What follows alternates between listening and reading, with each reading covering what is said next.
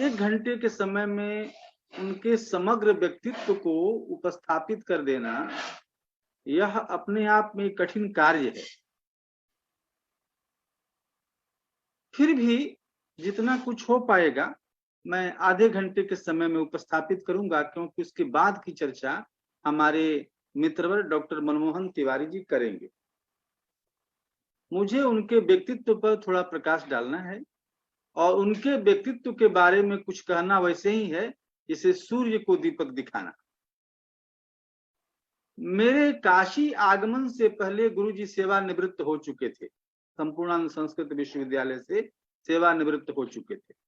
मैं 88 में बनारस आया, मैंने 1 साल की परीक्षा छोड़ दी और मैंने जब रणवीर संस्कृत विद्यालय में नामांकन कराया तो उन दिनों में सार्वभौम में रहता था। उन दिनों क्या, मैंने संपूर्ण शिक्षा वहीं रह के प्राप्त की है। तो सार्वभौम में एक आचार्य आते थे देवरिया से, पंडित माता दीन शर्मा जी, और उन्होंने हमसे कहा था कि तुम बनारस में हो और रणवीर में साहित्य लेके पढ़ रहे हो, तो एक आचार्य है बारिंदर पांडे जी, उनके पास जाओ और उनसे कुछ पढ़ो। और बल्कि वहीं हमको घर दिखाने के लिए उनका लाए भी बंगाली टोला में। आप लोग जितने यहाँ जुड़े हुए हैं सबों ने पांडे जी को देखा है, पांडे जी से अध्ययन किया है और सार्वभौम से भी आप लोग जुड़े हुए हैं। तो सार्वभौम के गुरु जी का अपना एक उद्देश्य था कि आप संस्कृत के प्रचार प्रसार में, उसके संवर्धन में आप योगदान करें। आप वहां रह रहे हैं तो वह करना ही करना आपको है। तो आप यदि दूसरी धारा की ओर मुड़ते हैं शास्त्र अध्ययन के प्रति, तो उनका उद्देश्य पूर्ण नहीं हो पाएगा। इसलिए वहां रहते हुए शास्त्र अध्ययन के प्रति बहुत ज्यादा संपृक्त होना थोड़ा कठिन था, लेकिन फिर भी गुरुजी ने मुझे सहर्ष स्वीकृति प्रदान की कि हाँ जाके तू पढ़। तो हम गए, उनसे उस दिन भेंट तो नहीं हो पाई, दूसरे दिन उनसे भेंट हुई और उन्होंने कहा कि हमारे यहाँ तो बड़े विद्यार्थी पढ़ने आते हैं, खैर ठीक है आना, जब मन हो आना। तो इसके बाद से हमने 90 से उनके यहाँ जाना आना शुरू किया और 2008 जब अपने उनके अंतिम समय तक मैं उनसे जुड़ा रहा। तो 28 वर्षों का समय जब किसी व्यक्ति से आप अनवरत जुड़े रहेंगे तो धीरे धीरे आप उसके पारिवारिक हो जाएंगे, उसके सुख दुख में सहयोगी होंगे और वह अपनी अंतरंग बातें भी आपसे शेयर करना शुरू कर देगा, कोई व्यक्ति यदि उसके पारिवारिक हो जाते हैं तो गुरु जी के हम शिष्य के साथ साथ उनके पारिवारिक एक सदस्य हैं, सदस्य अभी भी हैं, उनके घर के लड़के तो मुझे बुलाते ही हैं जान। इसलिए वे अपने घर के अनेक उत्सवों में मुझे बड़ी जिम्मेदारियां दिया करते थे। उनकी पुत्री की शादी के लिए मैं स्वयं उनके साथ वर देखने कई बार जाता था। तो इस तरह से मेरा संबंध था। उसकी चर्चा हम बाद में करेंगे, थोड़ी चर्चा हम अभी कर लें उनके जन्म इत्यादि के बारे में, इसके बाद से हम विषय पर आते हैं। गुरु जी का जन्म 10 अक्टूबर 1927 को हुआ था और 27 को गोरखपुर जनपद के मलाव एक गांव है, मैं उनके घर भी गया, उनके गांव भी गया हूँ, पौड़ी राम के आगे है, मलाव एक गांव है और मलाव गांव में उनका जन्म हुआ। प्रारंभिक शिक्षा गांव में प्राप्त करने के बाद वे उच्च शिक्षा के लिए काशी आए और काशी में आकर के उन्होंने सबसे पहले व्याकरण से शास्त्री आचार्य और किया और 1952 में वे दयालु संस्कृत महाविद्यालय जो सार्वभौम के ठीक पीछे था, अभी भी है, संपूर्णानंद से संबंध, 1952 में वे दयालु संस्कृत महाविद्यालय में व्याकरण के अध्यापक नियुक्त हुए और 1952 से 1962 तक वे वहां के अध्यापक रहे और फिर बाद में वहां के प्राचार्य हुए। वह 1962 के बाद एक अत्यंत प्रतिष्ठित विद्यालय विश्वनाथ गुरुकुल कर्णघंटा के पास जो है, उस विद्यालय में वो गए फिर अध्यापक होकर के और उन्होंने वहां 74 तक अध्यापन किया, 62 से 74 तक, और फिर वहां के भी वो प्राचार्य रहे और 74 में ही वो संपूर्णानंद संस्कृत विश्वविद्यालय में प्राध्यापक के पद पर नियुक्त हुए और फिर वहां प्राध्यापक, इसके बाद उपाचार्य, और उपाचार्य पद पर रहते हुए तब प्रोफेसर होना थोड़ा कठिन था, इंटरव्यू कम होता था, बड़ा कठिन था उन दिनों। पूरे विश्वविद्यालय में इक्का दुक्का प्रोफेसर हुआ करते थे। तो गुरुजी उपाचार्य पद से ही 1987 में सेवानिवृत्त हो गए और सेवानिवृत्ति के बाद विश्वविद्यालय ने शास्त्र चूड़ामणि योजना के अंतर्गत पुनः उनको आमंत्रित किया और इसके बाद वो 6 वर्षों तक वहां उन्होंने अध्यापन किया। तो 87 से 6 साल 93 तक वहां वे अध्यापन करते रहे। यह उनका क्रम था अध्यापन का। इस क्रम में मैं थोड़ा सा उनके लेखन की चर्चा कर दूं। सूर्योदय पत्रिका में उनका कालीय विजय नाम से, सूर्योदय पत्रिका भारत धर्म महामंडल से निकलती थी, उसके 3 अंकों में उनका कालीय विजय एक काव्य प्रकाशित हुआ और इसके बाद उन्होंने वृत्तवार्तिक और नैषधीय चरितम की व्याख्या की है और उसका संपादन भी किया है।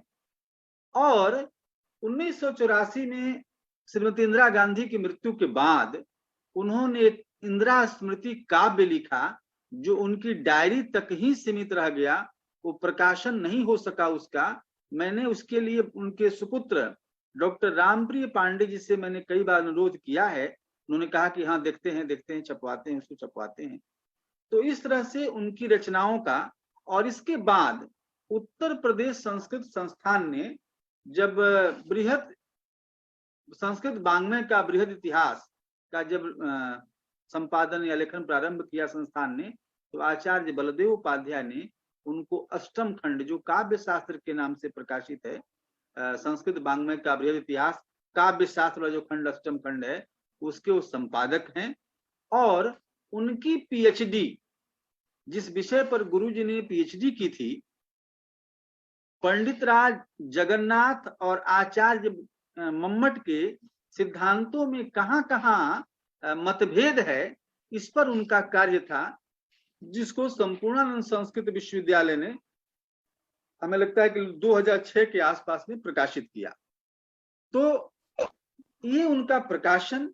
और इसके अतिरिक्त लगभग उनके 50 शोध निबंध जो वहां से संपूर्णानंद से निकलने वाली सरस्वती सुषमा पत्रिका में, मध्य प्रदेश से निकलने वाली सागरिका पत्रिका में और उत्तर प्रदेश संस्कृत संस्थान से निकलने वाली संस्कृत मंजरी पत्रिका में, और इसके अतिरिक्त वाराणसी के जो प्रमुख विद्वान उनके अभिनंदन ग्रंथों में उनके इस तरह के लगभग 50 शोध निबंध प्रकाशित हैं। तो इस तरह से उनका यह उनके निबंधों की एक विशेषता है कि उनका कोई भी निबंध 25 पेज से नीचे का नहीं होता है, क्योंकि वो विषय का आद्योपान विवेचन करने वाले विद्वान और सरल भाषा में उसको लिख करके समझा देने वाले विद्वानों में से एक आचार्य वायुनंद पांडे जी का, गुरु जी का ये एक जो कृतित्व है, उसका मैंने संक्षिप्त आपको दिग्दर्शन दिया। गुरु जी की एक, मैं समझता हूं कि कैसे सब संभव हो पाता है, वो मूलतः व्याकरण। इसलिए व्याकरण के समस्त ग्रंथों का तो अध्यापन करते ही उन्होंने बाद में साहित्याचार्य की उपाधि प्राप्त करके साहित्य के अध्यापक बने। और साहित्य पढ़ने वाला विद्यार्थी यह मानता था कि इनको साहित्य के अतिरिक्त कुछ और नहीं आता होगा। मैंने देखा है उनके व्यक्तित्व का एक बहुत बड़ा महत्वपूर्ण अंश। कोई विद्यार्थी, गुरुजी मुहूर्त चिंतामणि पढ़ना चाहता हूं, तो अच्छा मुहूर्त चिंतामणि, हाँ आवा कल से। गुरुजी तर्क भाषा पढ़ना चाहता हूं, तर्क भाषा, हाँ आवा कल से। तो चाहे तर्क भाषा पढ़ना हो, चाहे मुहूर्त चिंतामणि पढ़ना हो, चाहे लघु कौमुदी, सिद्धांत कौमुदी या व्याकरण भूषण सार पढ़ना हो, या फिर काव्य शास्त्र के महत्वपूर्ण ग्रंथ पढ़ने हो, किसी भी ग्रंथ को पढ़ने के लिए उन्होंने किसी को पढ़ाने के लिए किसी को ना नहीं किया। और मजे की बात तो ये है कि इन विषयों का उनको कितना अभ्यास रहा होगा, कितना पढ़ा होगा, कितना पढ़ाया होगा, कितना रचा पचाया होगा इस विषय को।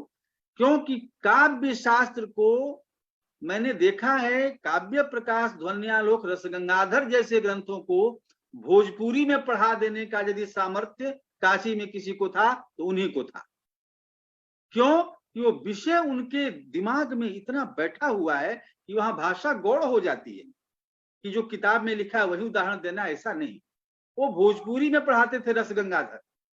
और एक खासियत उनके अध्यापन की जो मैंने देखा, अच्छा शुरू करो, तो आपने पढ़ा पयः, अच्छा हाँ, आपने केवल पयः पढ़ा, विकास प्रकाश जहां से उन्होंने बंद किया था पढ़े, अब हाँ ठीक है रुको। इसके बाद उस पंक्ति से लेकर के उस प्रसंग में कितनी बात है वो सब पहले आपको बता देते थे। आपने पढ़ना शुरू किया, एक लाइन पढ़ा, कहे ठीक है रुका। इसके बाद से समग्र विषय को, जो उस प्रकरण में जो विषय है उसको, समस्त प्रकरण को आपको पहले बता देते थे। ये बात है, ये बात है, ये बात है, उन्होंने ये कहा, इन्होंने ये कहा, मम्मट ये कह रहे हैं, अब पंक्ति पढ़ाओ। अब इसके बाद जब आप पंक्ति पढ़ते थे तो आपको सारी बातें पहले से बता दी हैं, अब आपको पंक्ति लगते जाती थी। तो ये जो वैशिष्ट उनके अध्यापन का है, ये मैंने काशी में उन्हीं से देखा है कि पहले पूरी बात कह देना, समझा देना, इसके बाद से पंक्ति पढ़िए, तो आपको सब अर्थ लगते जाता है, अर्थ लगते जाता है। तो यह एक, और यह तभी संभव होगा जब आप अध्ययन के अतिरिक्त आपने लंबे समय तक अध्यापन किया हो और विषय को आत्मसात किया हो, समझा हो, तभी ऐसा कोई कर सकता है, अन्यथा ऐसा संभव नहीं है। तो एक तो यह, दूसरा कि जैसे आजकल एक परंपरा है कि आचार्य कहने लगे हैं कि मेरा मानना है कि कई बार पंडित राज को कहते हैं भ्रांत हैं, मम्मट भ्रांत हैं और ये नहीं समझ पाए, ये है, ये पंक्ति है, ऐसा मैंने आचार्यों को कहते सुना है सभाओं में। पांडे जी की यह प्रवृत्ति नहीं थी। पांडे जी बड़े नम्रता पूर्वक किसी भी सभा में व्याख्यान देने से पूर्व ये कहा करते थे कि भैया इसमें हमारी कोई उद्भावना नहीं है, हमने अपने गुरुओं से जो सीखा है, और हम अपने गुरुओं के सहस्रांश भी नहीं हैं, तो हमने अपने गुरुओं से जो सुना है, जो सीखा है, और जो कुछ हम समझ पाए हैं, हम वही आपके सामने प्रस्तुत कर रहे हैं, इसमें हमारा अपना कुछ नहीं है। यह उनके नम्र होने का। एक बात और भी हो, बोलते थे कि कई बार उद्वेलित होकर के कहीं सभा से आते थे या तो बोलते थे कि अब पंक्ति किसी को समझ में न आए, आप कहे कि गलत है, तो उसमें हम कोई आचार्य का थोड़ा दोष है। तो ऐसा भी मैंने उनके मुंह से कहते सुना है कि ये बहुत उद्वेलित होकर के एक, तो ऐसा एक बात ये कि उन्होंने कभी ये नहीं कहा कि हमारी भावना है। कितनी नम्रता पूर्वक उनकी बात होती थी कि हमने जो अपने आचार्यों से सुना है और जो हमने पढ़ा है, समझा है, उसी चीज को हम आपके सामने उपस्थापित कर रहे हैं, हम इसमें हमारा अपना कुछ नहीं है।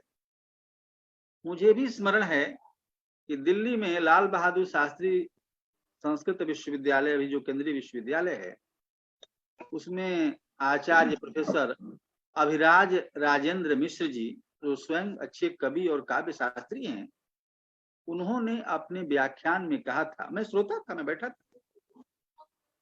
कि जब मैं काशी में गया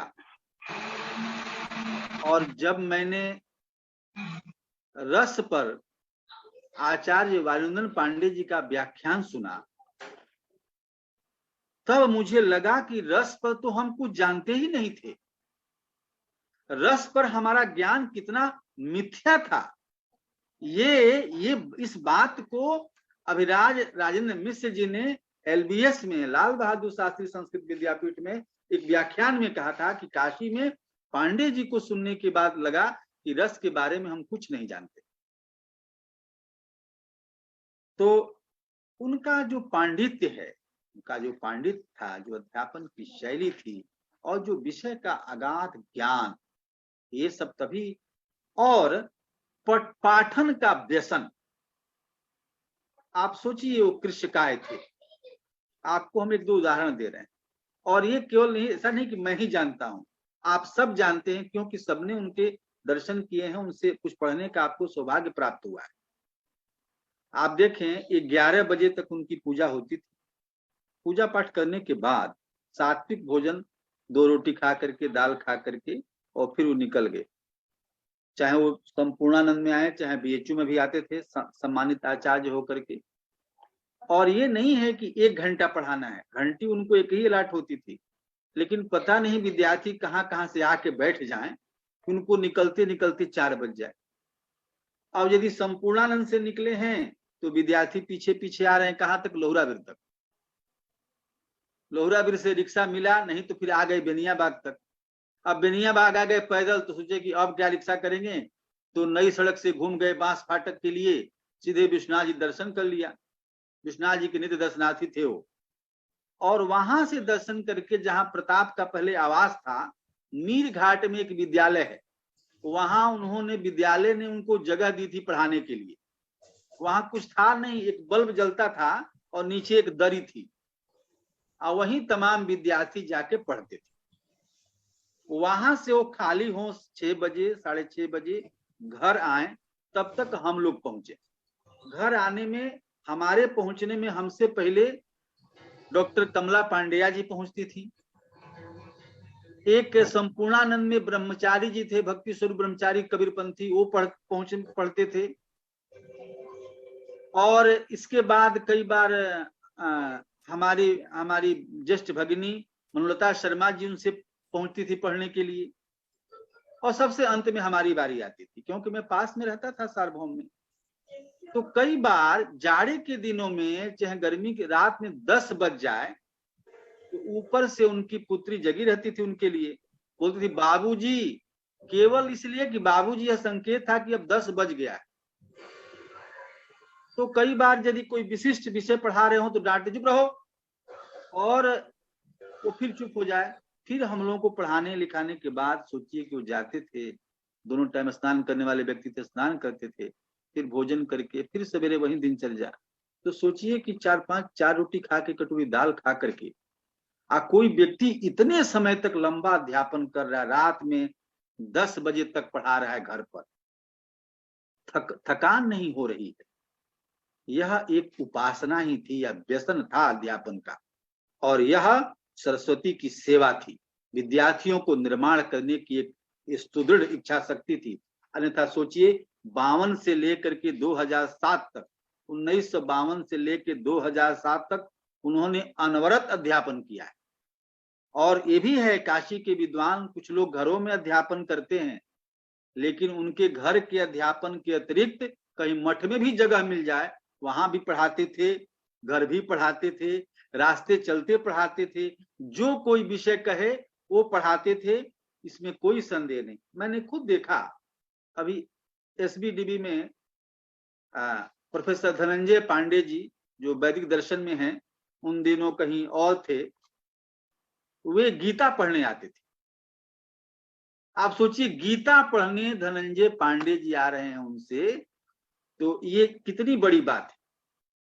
और इस सब के बाद उनका एक जो व्यक्तित्व का जो बड़ा अंश था, वो ये था कि वो बहुत अच्छे कथावाचक थे भागवत के। और सामान्य रूप से जो बड़े बड़े विद्वान जो स्वयं कथावाचक थे, उनसे कथा सुनते थे। मैंने कई बार उनको देखा कि वो देवरिया में पहवारी महाराज को वार्षिक कथा सुनाते थे। प्रत्येक वर्ष सावन के महीने में, या कभी गैप हो गया 2 साल पर, पहवारी महाराज को कथा सुनाते थे। आचार्य विद्यानिवास मिश्र जी को जब भागवत कथा सुनने को हुआ, तो उन्होंने आचार्य पांडे जी का ही चयन किया। ऐसे कई स्वामी जी लोग जो स्वयं कथावाचक हैं, लेकिन भागवत कथा जब उनको सुननी होती थी तो आचार्य पांडे जी ही उनको भागवत कथा सुनाते थे। तो भागवत का खूब अच्छा उनको अभ्यास था। और जैसा कि है कि विद्यावताम भागवते परीक्षा, तो एक साधना थी, भक्ति थी, और भागवत का उनका एक भागवत पर एक अधिकार था, इसीलिए बड़े बड़े स्वयं कथावाचकों ने उनसे भागवत की कथा सुनी है। तो ये अतिरिक्त विशेषताएं थी उनके सामान्य अध्यापन से हट करके कि उनको ये सब विषय भी आते हैं। लेकिन जैसे हम लोग क्या है, प्रताप ने अभी 2 दिन पहले एक चर्चा की थी कि जानकी वल्लभ शास्त्री के यहाँ गए, पूछे कि आधुनिक कविता में क्या क्या विषय या कविता कैसे लिखी जाए, आधुनिक पीढ़ी को क्या दिया जाए।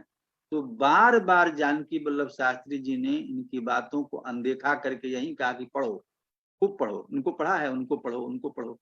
तो ये केवल जानकी वल्लभ शास्त्री जी की बात नहीं थी, उस काल के सारे व्यक्ति यही कहते हैं जो वस्तुतः विद्वान है कि पढ़ो, पढ़ने पर ही जोर देते हैं।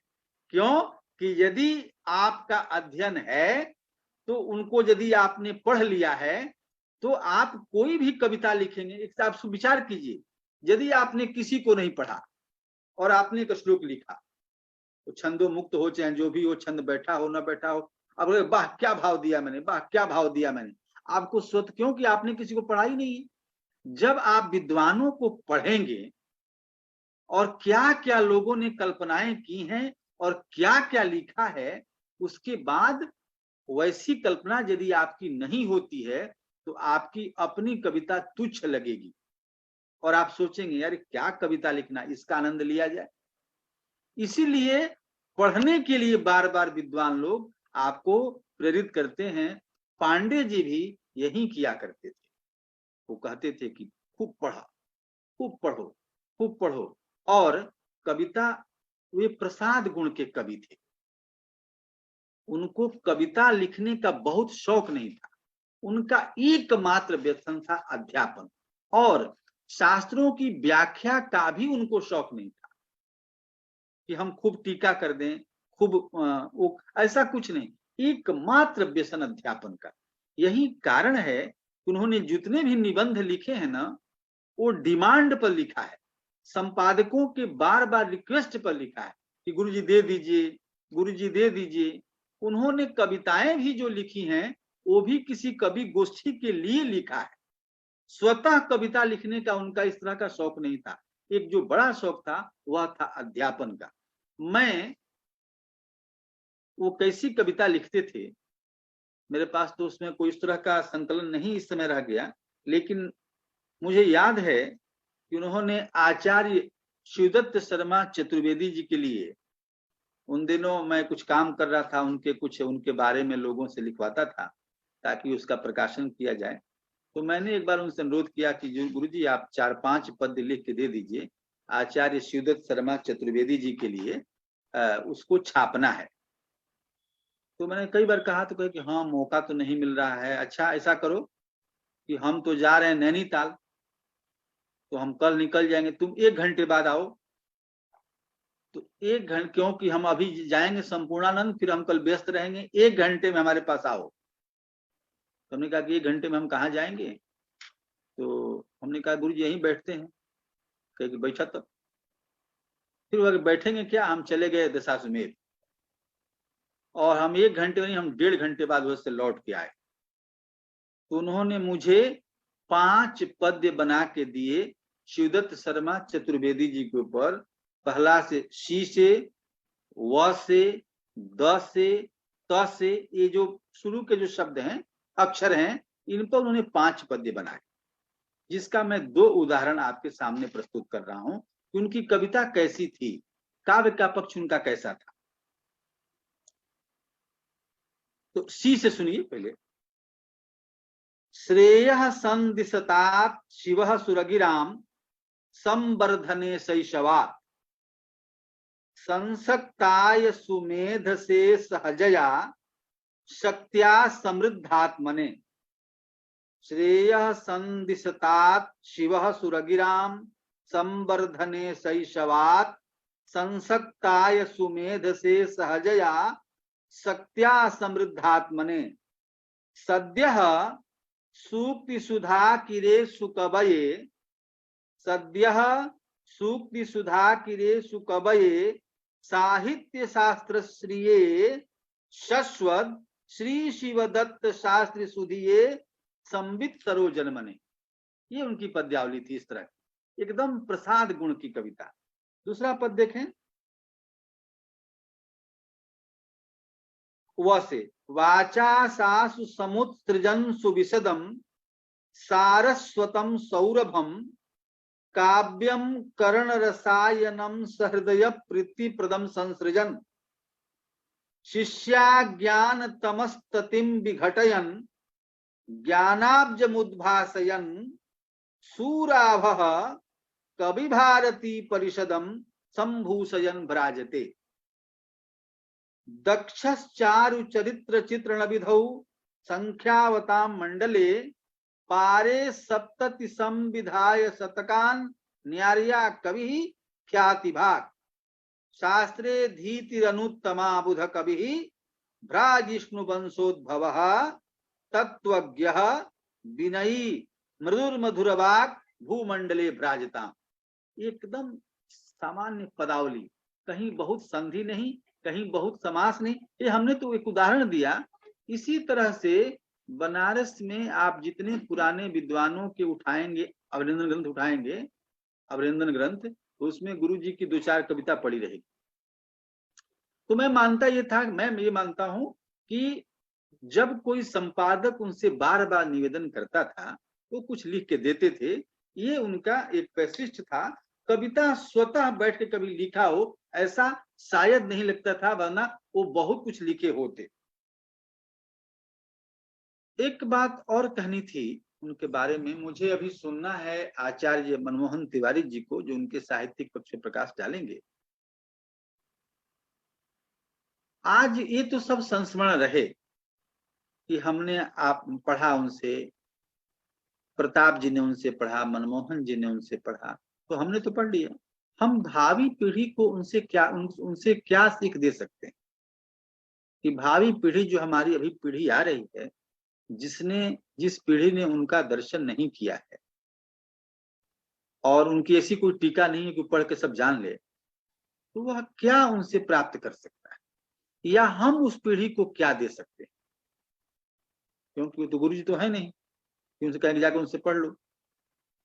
और जब वे खुद कह रहे थे कि हमने अपने गुरुओं के सहस्रांश प्राप्त किए हैं और जो प्राप्त किया है वही आपको दे रहे हैं, तो हो सकता है कि हमने भी उसका सहस्रांश समझा हो। और विद्या यदि आपने पढ़ लिया और पढ़ाया नहीं, तो आप इस चीज को नहीं जान पाएंगे कि आपको कितना आता है।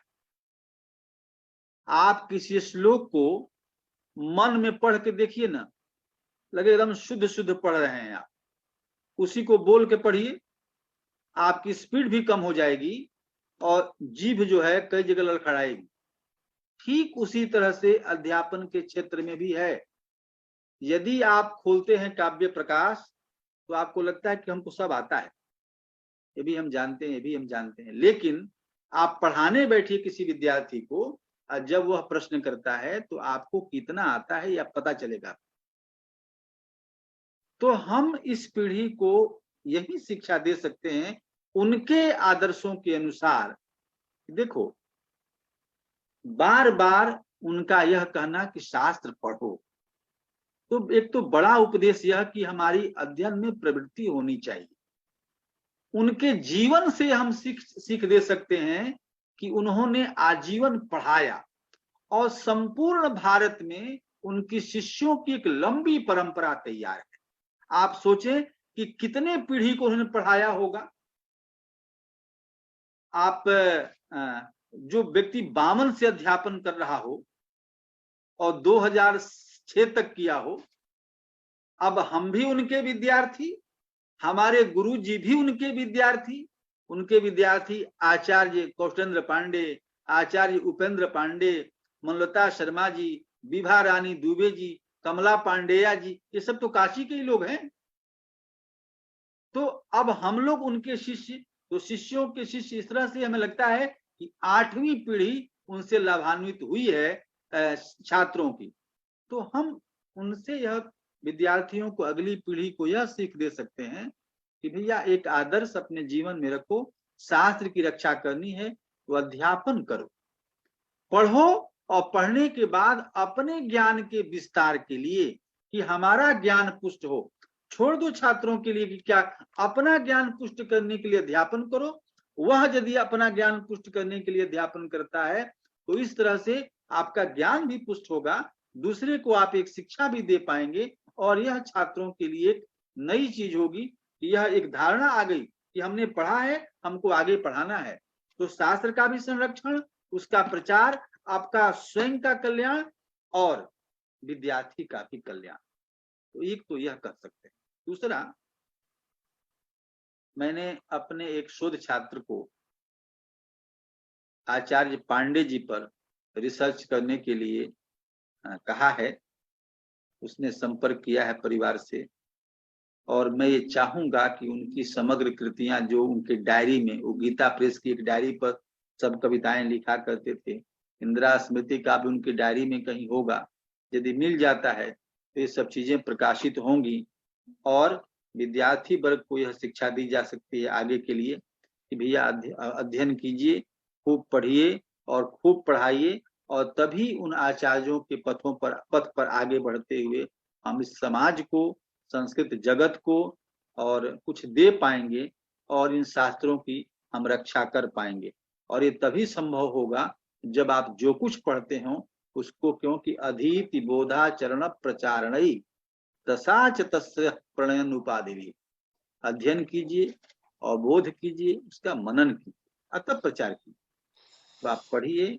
मैंने कहा ना कि पांडे जी रसगंगाधर को भोजपुरी में पढ़ाते थे, उसमें कारण क्या था, उन्होंने उसको बढ़िया समझ लिया था, तब अध्यापन करते थे। तो इसलिए अब मैं अंत में ये कहूंगा कि हमने अपनी टूटी फूटी भाषा में जो कुछ कहा पांडे जी के बारे में, यह इतना ही पांडे जी का व्यक्तित्व है, ये कभी आप मत समझें, क्योंकि समय की सीमा निर्धारित है आधा घंटे की, उसी में बहुत कुछ बातें बोलनी थी, और बहुत कम समय में, इतने समय में मुझे जो कुछ संस्मरण में इस समय आया मैंने आपको बताया, और फिर कभी अवसर मिलेगा उन पर चर्चा होगी। और उनका व्यक्तित्व ऐसा था कि उस पर 2 दिन का राष्ट्रीय सेमिनार भी हो सकता है, इसमें कोई संदेह नहीं।